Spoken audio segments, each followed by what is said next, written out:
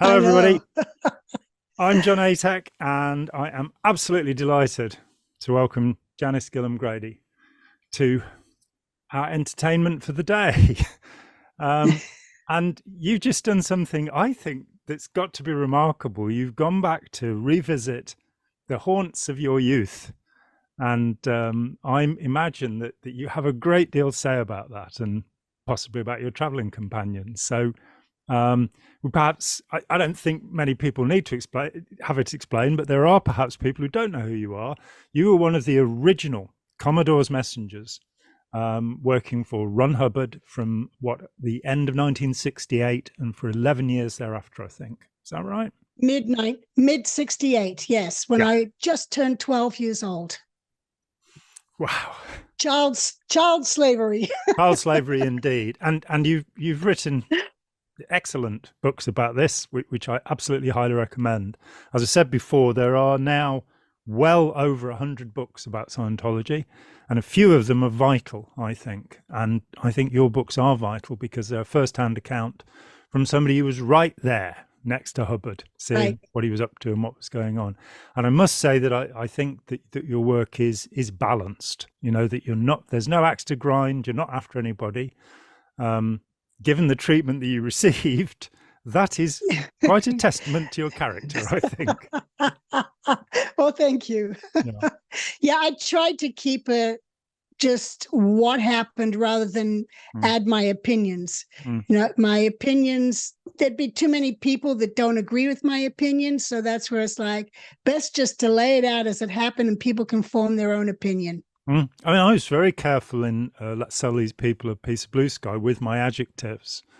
And Janet Reitman in Inside Scientology, on the first page, she starts calling Hubbard names. She calls him a fabulist and things like this. I waited till about page 300 before I called him a fabulist. You know, I presented evidence for the case first. But and I Yeah. think it's important that so often reportage is biased. It's there to try and prove something. And that doesn't strike me as the case in what you're writing. You are seeking to give as accurate as possible an account of events that you largely witnessed yourself. So it's a tremendous Yes. addition. Yeah.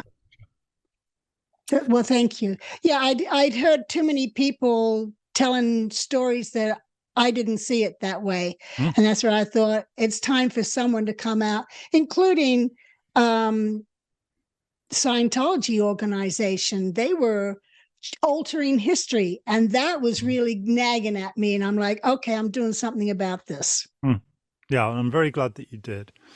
Okay, so you set off on a trip. You're just back from a trip and recovering from Yes. the lag, with some of your former colleagues and friends, and visited the haunts that had been ports where you docked in the late Yes. 60s and early 70s. So where did you start this journey?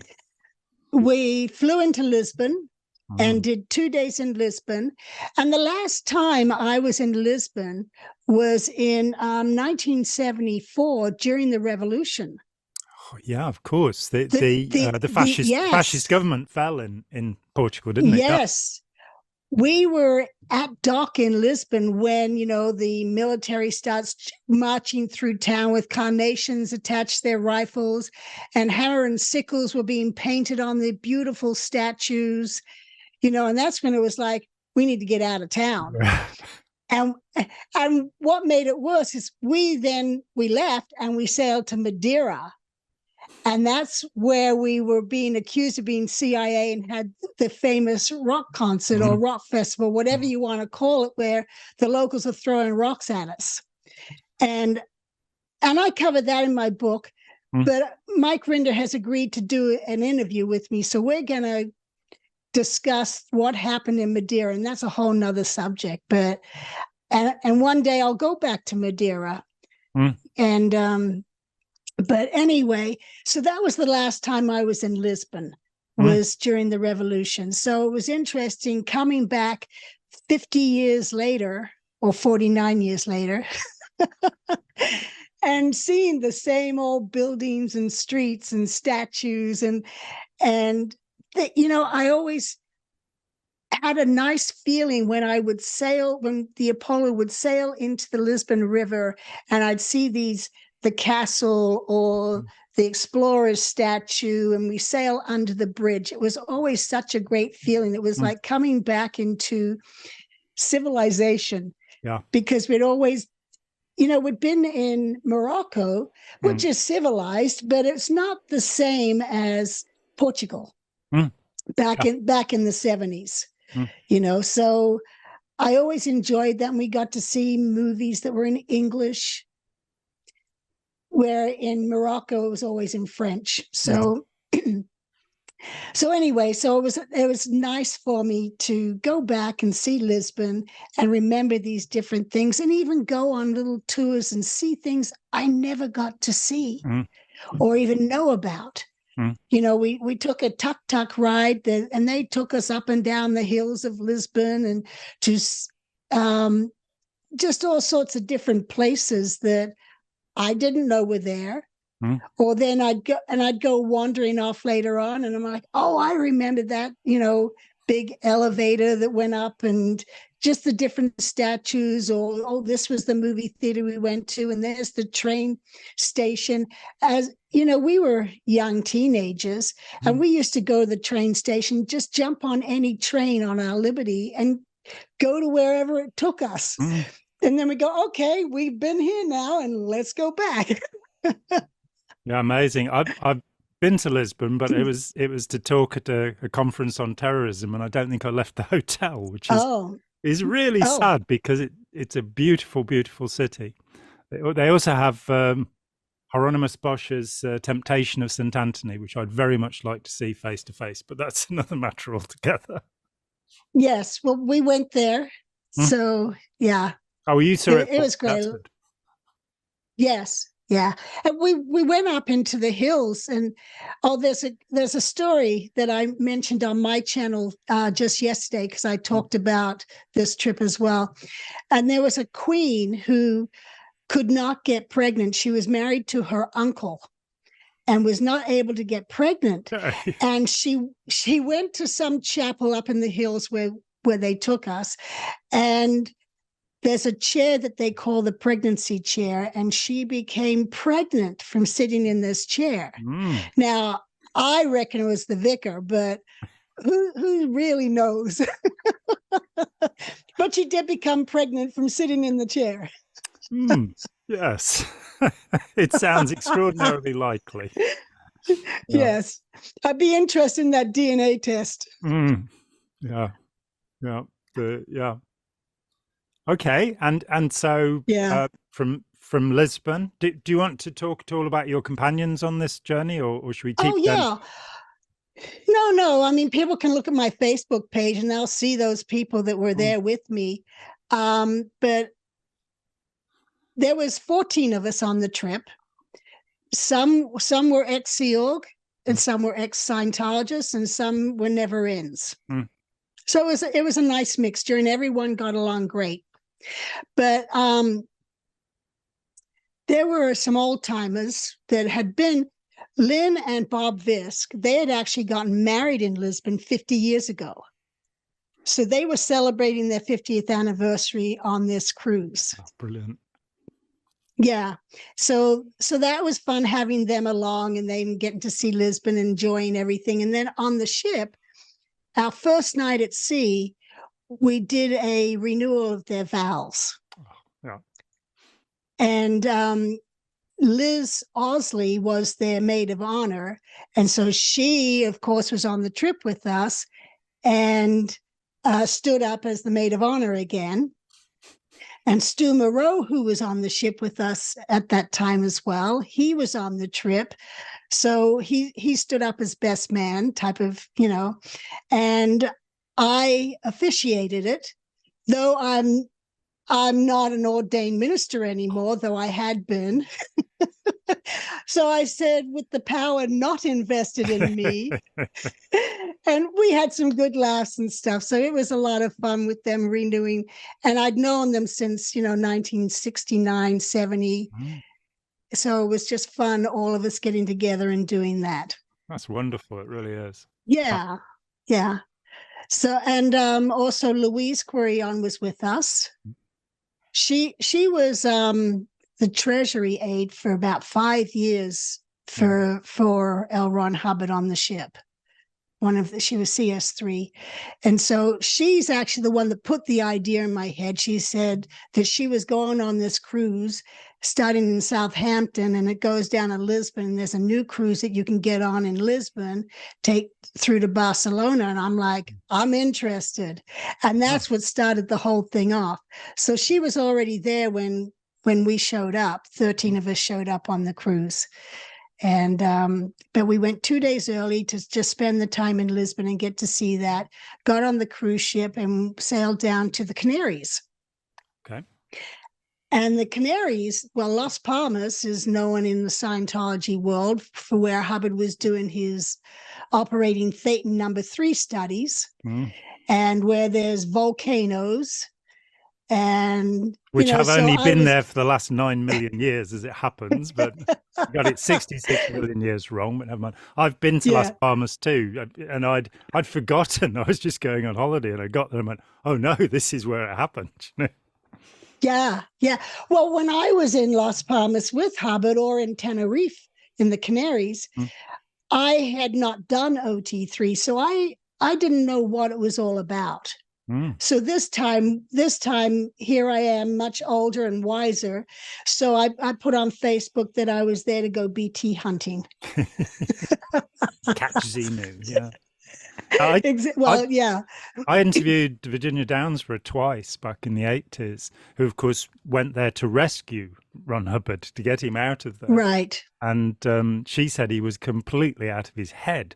They're convinced that the body thetans were going to take him over and that he'd failed completely. And there were all of these, masses of handwritten scribbles all around the room, which she had to somehow make some sense out of.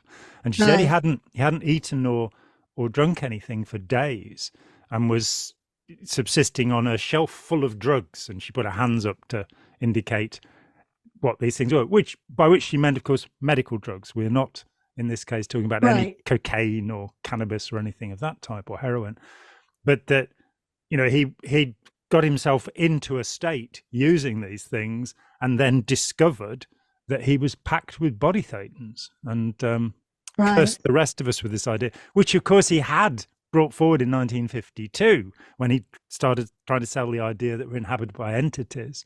And I don't think there are any takers. So he quite cleverly made it, you've got to go this secret esoteric route to arrive at this material. And I remember I've been in Scientology for 7 years when I did OT3, and I think the look of shock on my face was registered by the course supervisor. What on earth is this nonsense? This terrible stuff. But Ron said it, so I tried to do it. Right, and I believe it was History of Man where he also brings it up. It just went over everybody's head. Yeah, we kind of read it because we had to read it, but it wasn't actually a part of any course that we were doing. When I reread it and did a show on it with Mike Rinder, and at the start of the show I said, "Okay, I've read it," and Mike looked at me and said, "You've read it?" It's like, and I said, "Look, I haven't read a Scientology book for 40 years, and you said we'd do a show about it," and it was really startling to read it and go, "This is crazy. This is just madness. This is a cold-blooded and factual account of your last 60 trillion years. And then it's 73 trillion, and then it's 76 trillion as you go through this 80 pages. And I'd had Nibs Hubbard's account of it. And one does have to take anything that Nibs said with a pinch of salt, admittedly. But he said, 18, his mum had kept him from running away to his dad all this time, and his dad had not communicated with him in any way for about 10 years. So his 18th birthday comes along and he arrives, and there's Mary Sue Whipp, who's the same age as he is. She's 19. Yes. And his father, he says, gave him a handful of amphetamines, which of course Hubbard was advocating tremendously from 50 to 52, and said, "Take these, lie on the couch and tell me what you see." And he and Mary Sue and Ron, in 2 weeks, mapped a cold-blooded and factual account of 60 million years. It's why they call the drug speed, I think. It's like and it's just this incredible ramble with the clams, the boohoo and the grim weeper, my personal favorite, and the Piltdown Man.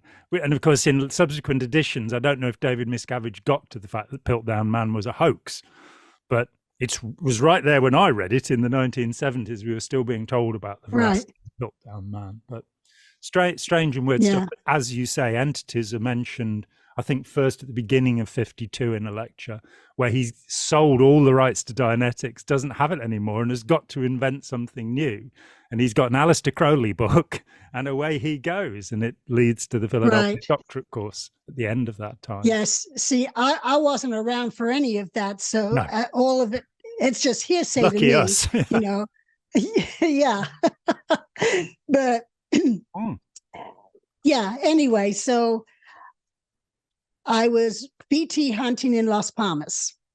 Did you go to the place where Christopher Columbus stayed when he was there?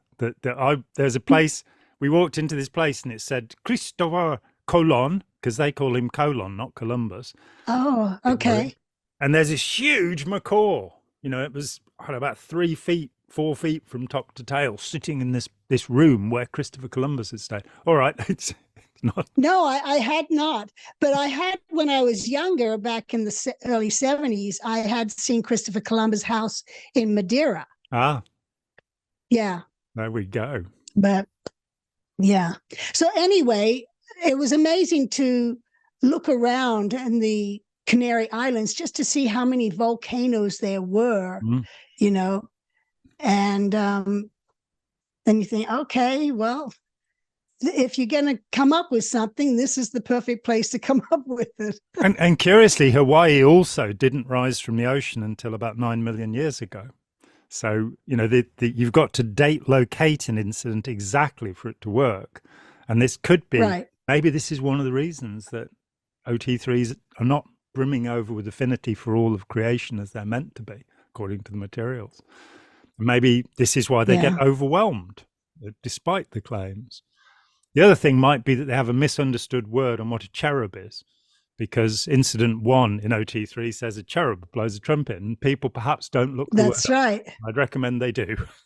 It's not. Yes. Well, they're all over. You go to cathedrals, they're all over the walls. Well, we call those cherubs, and in art they're called putti. But a cherub is actually a 9-foot tall angel. The cherubim and seraphim sing in choirs to the Lord Jehovah. Oh, okay. Times. So that, this could be why OT3 is not. Those are just the baby cherubs on the chapel walls. Just the little one. Oh dear.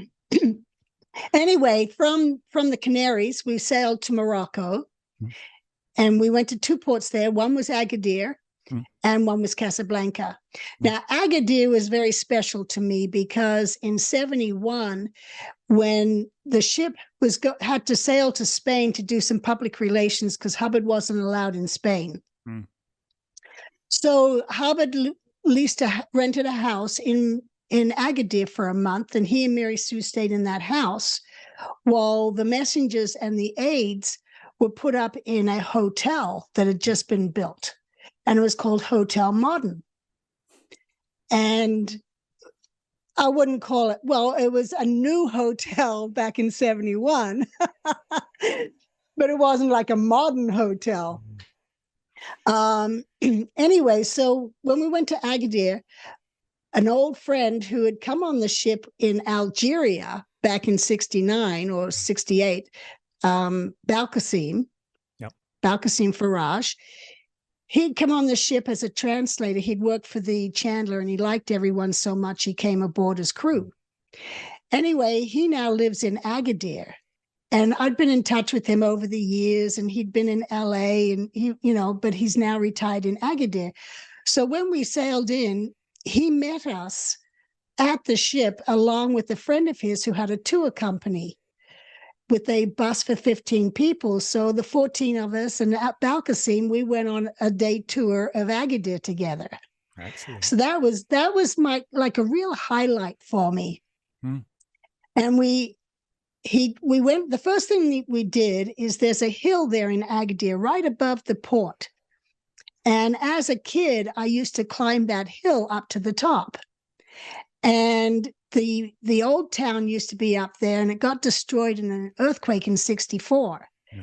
And so then the town was built down below that hill and started spreading out. So we went up there, and so that was nice. And I could see down on the harbor and where the Apollo used to be docked, and I could see the exact layout of one of the times we were in that dock. A storm had come upon us, and there were swirls just rolling in from the ocean and banging us up and down, and we were popping lines. You know, our lines were just breaking until finally it was like, let's get out of here. And we went out to anchor and just rode out the storm at anchor. Yeah. But I could look from the top of the hill down and just imagine all that going on. And that was the last time I saw Mike Heron, because Mike Heron from the Incredible String Band, he was on the ship as one of our original paying PCs. Mm. And I became very good friends with him while he was there. I only met him once, but I spent an hour or so with him, and I was so impressed with him, and Robin Williamson as well. I spent a lot more time with Robin, but there was such clever, talented people who should have probably done a lot better in the world than they did. I mean, their manager saying you shouldn't be on the Woodstock film was something of a mistake, I think. You know. Yeah. But, well, I never met the rest of the band. I only knew Mike because he'd come to the ship. And my last memories of him were in this storm. It was like he had to quickly pack and get off because we weren't going to stay in port, and he needed to leave, you know. So there he was jumping off the ship and throwing his luggage ashore and, you know, waving from the dock as we sailed out. Yeah. But actually, I did see him again because he went back to Flag and he was there getting audited in Clearwater in the mid-'70s when I happened to come in for a week or something. But anyway, it was. I have memories of Mike jumping off the ship and waving goodbye as we're popping lines. So anyway, so we went up to the top of the hill, and they had camel rides and donkeys and selling jewelry and all that kind of stuff. And then we went down into the town and drove around sightseeing. And I asked for them to take me to the Hotel Modern. So we went to the Hotel Modern, and it was the pits. The Hotel Primitive. 50 years later, it was like, oh, my God. But I went in, and Balkacine came with me, and there was no one at the front desk. So I went into where I knew the dining room was, and this young man comes out. And so I'm telling him, with Balkacine translating, that I'd stayed there for a month. And I said, oh, this was the dining room here, and the kitchen was in here. And if you go down that hallway, there's bathrooms at the end. And he's like, yeah. And then I showed him where my room was, and I pointed under the stairs, and I said, Habib used to live here.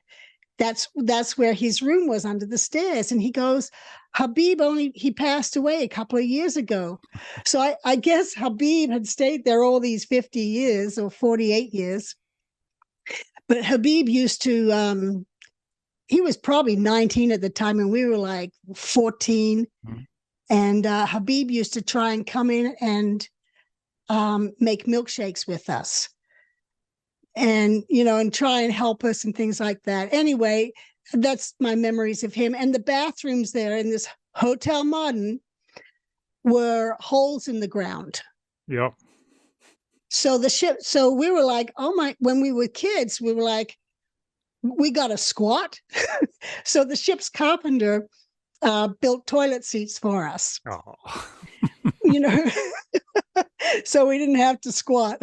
So we had a month of decent toilets type of thing.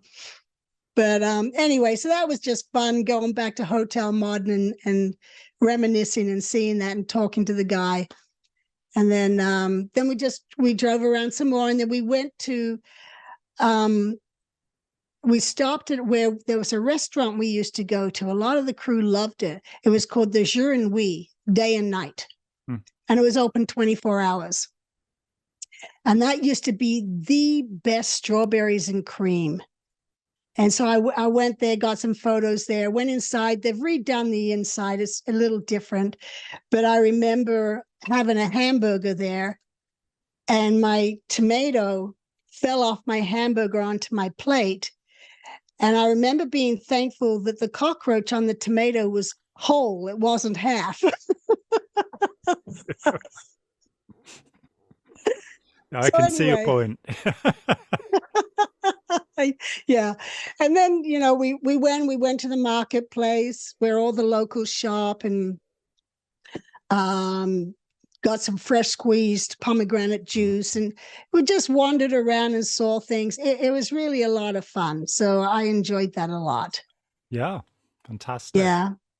Yeah. And Balkasim, it was fun for him because I guess 5 or 6 of us, he knew of our group from when he was on the ship with us.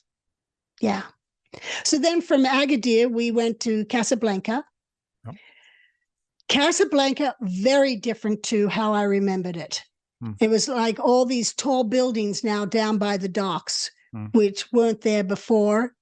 The Seamen's Club was no longer there. That was one of our hangouts. We used to go there, and I did a bus tour around there, and we went to the mosque, and it was amazing, the detail in that mosque. It was the King Hussein II Mosque. And our tour guide was wonderful. He took us in there, explained all sorts of things, and even took us down below where they washed their hands and their feet before prayer. And it was just very interesting. And and then he took us to a store which was government owned so that people could buy things there. And and so we then sailed away from Casablanca, beautiful sunset as we were sailing off, and we sailed to Spain. And we went to Cadiz, was our first port. And Cadiz was also another one of our old stomping grounds. We used to go there. And I remember the Apollo Stars had a gig at the circus in Cadiz.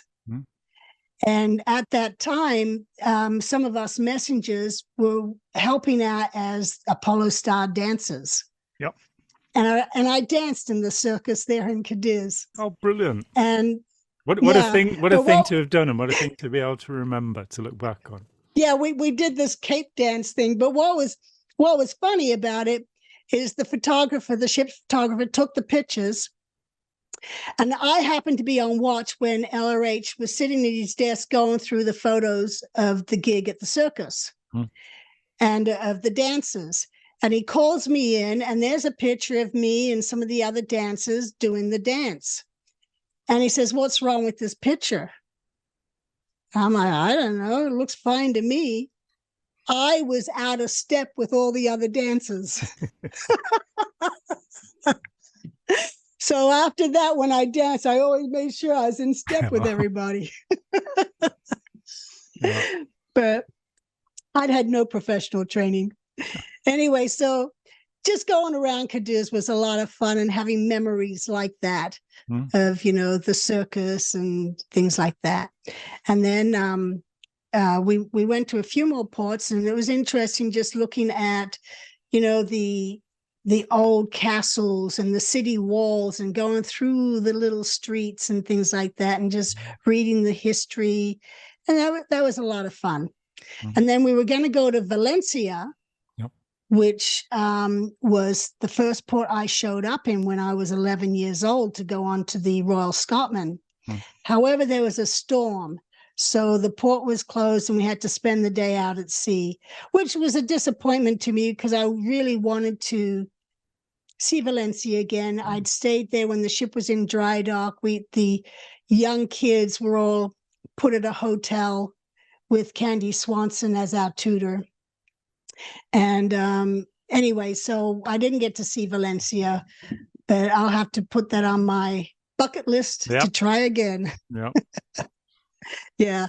And then we finished the trip in Barcelona, and we spent 2 days in Barcelona. We got a 7-room Airbnb, which was perfect, so all of us We all hung out for 2 days at the end, and one of the subscribers on my YouTube channel, Our Scientology Stories, Peeling the Onion, he lived there in Barcelona, so he came over to the Airbnb and hung out with us. Wonderful man, Roberto. And interesting that he was there, because the next day, Lynn got sick, and the rest of us were all leaving, but she was staying there for 2 more days, but she got sick. So she called Roberto, and he managed to get them to the emergency room and get her some help.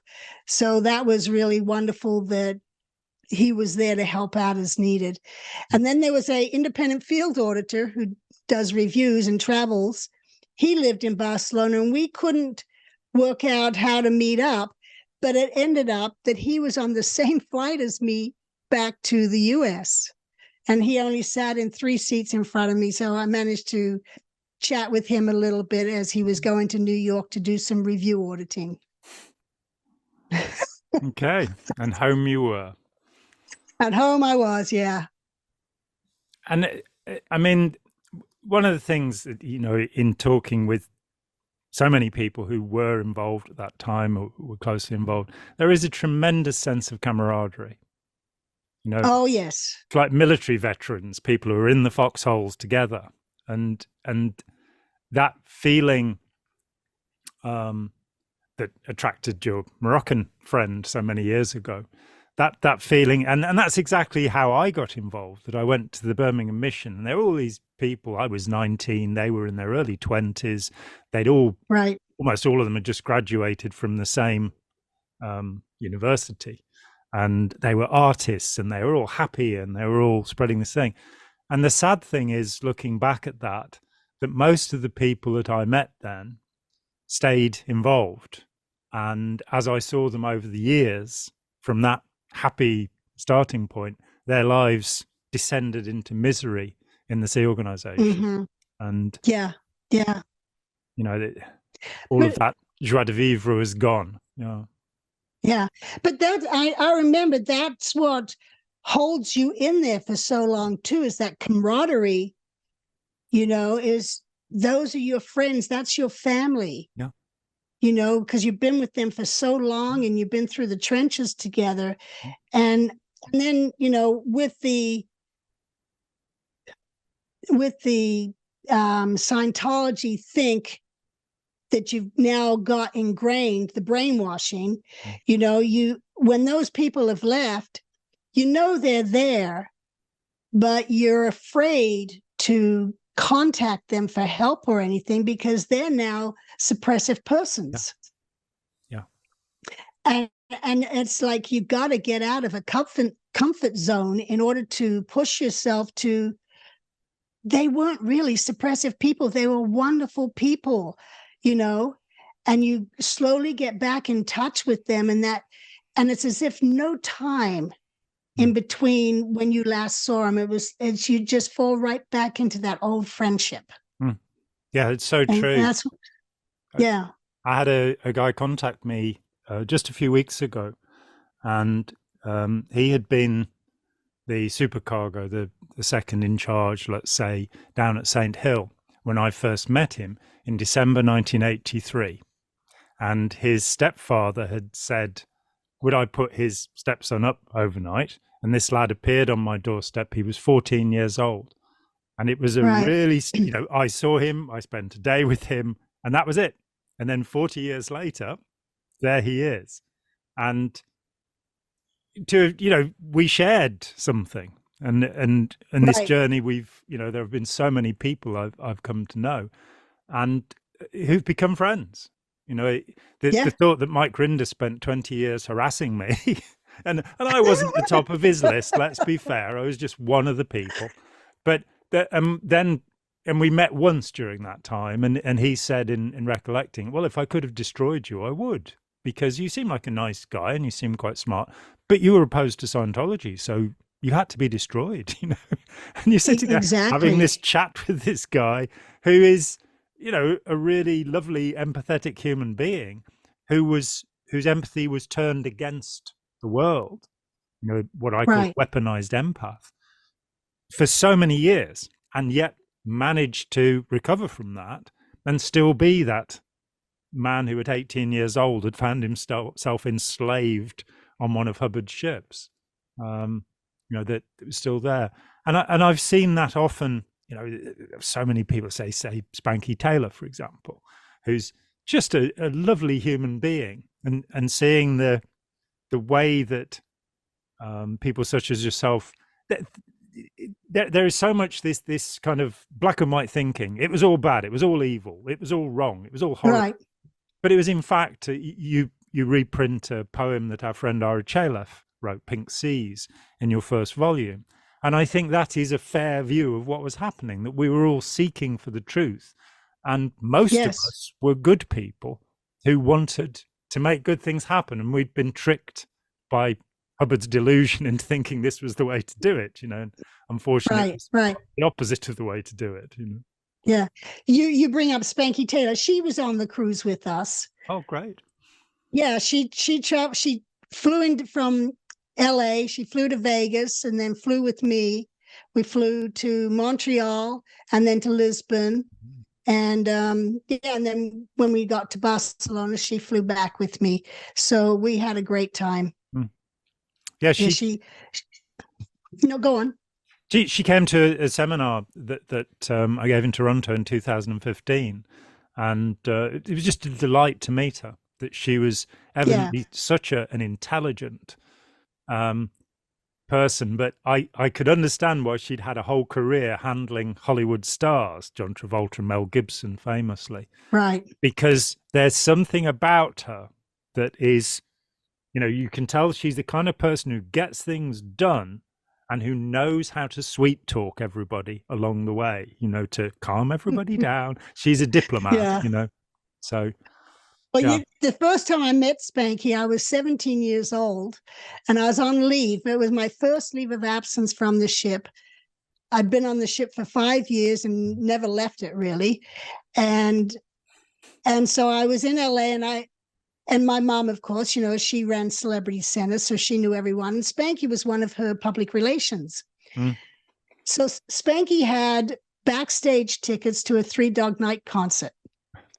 So she took me along with her and Patty Lamar, and we got front row seats. And I'm sitting there, and I'm innocently like, Spanky, what's that smell? And Spanky said, that's pot, and she's like, oh, I better not let your mother know this. Three Dog Night, What was it? Mama Told Me Not to Come, was it? They had a hit with the Randy Newman song, I think. Whatever, long time ago. They had a lot of hits, actually, but Mickey McNeil was the drummer. And I'm still in touch with Mickey now. Oh, wow. But he's no longer drumming for Three Dog Night, but he was at that time. Yeah. It's a little while ago, isn't it, all in all? Yes. Yeah. So we could maybe wrap up at this point. I think, unless there's something you'd like to add to conclude about the trip. No, I had a great time and I've got to go back. There's more places I need to see. I did last year. I went to Greece and I went to Corfu, which was one of the ports that we'd stayed in for nearly 9 months until we got kicked out. Yeah. And so that was fun, going to Greece and exploring the town and think, again, old memories. But I'm going to do that and go and hit some of those places that I've been to. As I said, Madeira is one of them. And, Tangier is another one where I lived there for 3 months until, again, we got kicked out. So, they have no reason to kick me out now. Hopefully. Right. So, I'm going to put that all on my bucket list. Well, it is on my bucket list, and go and do those things and check them off. Yeah. But I would like people, if they've never seen my YouTube channel, I'd like them to go check it out. Our Scientology Stories, Peeling the Onion. And it's Mark Fisher, who had worked for David Miscavige for 6 years as his personal assistant. And myself. And I had worked for Hubbard for 11 years, from the age of 12 years old, and in the Sea Org for 22 years. And I'm happy out living the good life. Yeah, and I think that's very important. It's very important for people to know there is life after Scientology, that it is possible to not only survive but thrive after Scientology. And of course, a lot of people come away with post-traumatic stress because they've had a horrible time of it. And I imagine that you too had, as you came away from it, that was probably quite an experience because you'd been so deeply immersed at such a young age. Right. Well, that's why my channel is called Peeling the Onion, because onions peel in layers. And after leaving Scientology, you're still a Scientologist after leaving the Sea Org, and until you start peeling away different layers to get down to the core of things.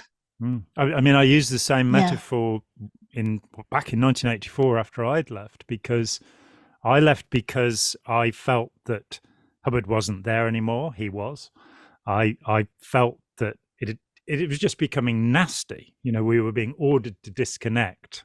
The PTSS and disconnection in September '83 had come out. And I was just, I don't want to be part of this. But I really, really believed in the technology of Scientology. So I found myself, at the middle of the independent movement that had really largely come out of David Mayo. And then over a period of weeks, after 9 years of relatively fervent belief, I realized that Ron Hubbard was not who he said he was. That not truthful about his biography. And of course, over the years, my work was the basis from which Russell Miller wrote Barefaced Messiah, and I was his researcher and I was his expert witness in court. So it meant that I delved deeply into the history of Ron Hubbard and found that he was not at all who he said he was. He wasn't a nuclear physicist. He wasn't a wounded war veteran. He hadn't studied with any gurus in the East. And he hadn't developed technology to liberate humanity, when it came down to it. But it was very going through that experience and still feeling okay to stand up and say, hey, there's misinformation and disinformation about this. And still being involved in a friendly way with the independents when my own belief had evaporated. And I came to realize that most people couldn't stand up because they had been abused and humiliated and pulled into what you, the beginning of our conversation, called Scientology think, the kind of group think that is Scientology. Yes. And so I think it's incredibly important to people to realize that there's life after Scientology, that, you can have a good and decent, and in my case, very definitely a much, much better life. And I wasn't on staff, I wasn't in the Sea Org, but my life 40 years now after leaving is contented. I'm happy with life. I certainly wasn't at any of the time I was in Scientology. There was always this trying to achieve something, which was always dangling off the end of the stick just in front of your nose, and you're never going to get all sorts of promises. So, yeah, there we are. All right. So thank you very much indeed. And I hope that everybody enjoys this. You're welcome. And, please comment and please go over to Janis's channel where she talks with other old timers. That was a word we used to reserve for people who are involved in the 50s, but now we're old timers, I suppose. That's right. We're the old timers now. They're the old timers. Yeah. And a quite different generation from ours. Yeah. Yeah. Okay. They're the dead. Okay. Yes, I fear they are now. Thank you so much. Okay. Hi, John here. Thanks for watching. We'd appreciate it very much if you would click like, as well as subscribe, and click the bell for notifications. Every dollar helps, and we welcome new patrons on Patreon, or you can make a one-off payment with any currency through PayPal. Thanks so much.